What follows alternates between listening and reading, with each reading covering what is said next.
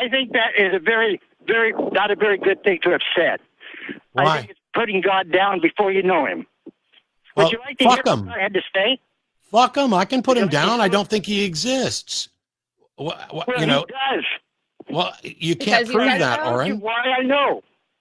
So because you know, we're just supposed to know by default? Well, would you listen to what I have to say and then maybe think about it? I listened Well, to what you had to say, Orin, and it's patently ridiculous. We find it quite Maybe unbelievable God is already.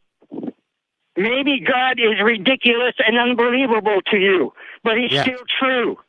Well, Maybe but you got to can't prove realize that. that St. Paul had a vision of God, a talked with God, that there are other people who have talked with God. People There are have said saints who that, have yes. talked with God. There are lots of ladies people, that- Orin. There are lots of people, Orin, who've claimed to talk to lots of different gods. Well, if you would listen, you would hear somebody who did. If you give me a chance to speak, I would tell Okay. you of what God had to say. Okay, Orin, you have What 1 God minute had to to say. tell me. Orin, It you have sounds- 1 minute to tell me what God had to Orin, say. Orin, can I you said- can you I take a said- deep breath, I have please? my Because it minute. sounds like you're getting quite emotional. Oh, okay, I'm not walking outside. But okay, here's what God had to Thank say. you. I said, God, why is there suffering? That is the question I always wanted to ask him. Why is there suffering? And here's what he had to say. He said that life was the greatest gift that he could give to us, but it was a terrible gift. He said he knew he had to go through this, and he knew it was really terrible. But since we have to go through it, he, God, would go through it too. So he became a man, Jesus Christ, to share it with us. He said that this life was a gift for us, a terrible gift, but we had to go through it, and so he went through it too.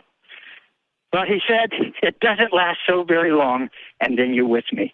He also said that if you were the only one who was lost, I would have died for you alone. And now he then he made love to me. God made love to me, entering into my body, into my blood, into my heart, into my guts, into my mind, and loving me until I almost didn't know whether I still existed. Then he lifted my soul from my body, took me up through the roof of the house, into the cosmos, past the planets, increasing in speed till we were just astronomical speeds, out of the solar system, out of the galaxy, tremendous speed. Fast, many times faster than the speed of light, until finally, ahead of me there was a cloud, and that cloud, large cloud, was God. As soon as I touched the cloud, Jesus, who I'd been talking to, released me.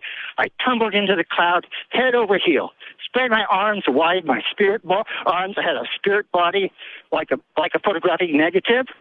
I spread my arms wide, and I tumbled, and I said, I'm home, I'm home, I'm home. I was with God, and I was home. And it was the most wonderful experience ever. Awesome. Thanks for sharing that, Orin. I appreciate it. Let us know when you get some evidence. That was a lot of woo. Yeah, I'm not going to beat up on somebody who thinks that that's evidence or thinks that that's a story that should convince anybody or whatever else. I mean, if in fact that experience had happened,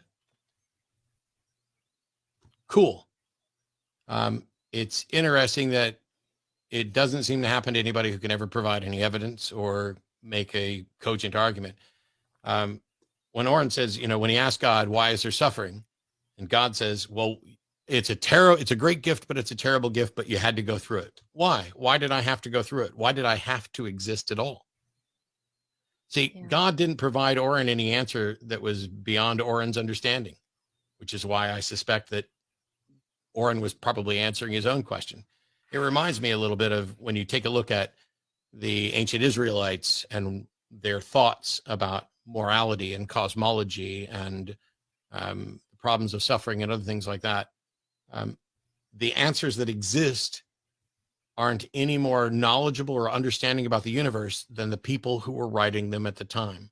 There's no insight in the Old Testament that tells us about advanced concepts in cosmology. There's no insight in the Old Testament or the New Testament that gives us insights into morality or how we should act. The answers there are no better than the individuals in that community who were asking the questions. It is the best wisdom of that time and that's understandable. Learn about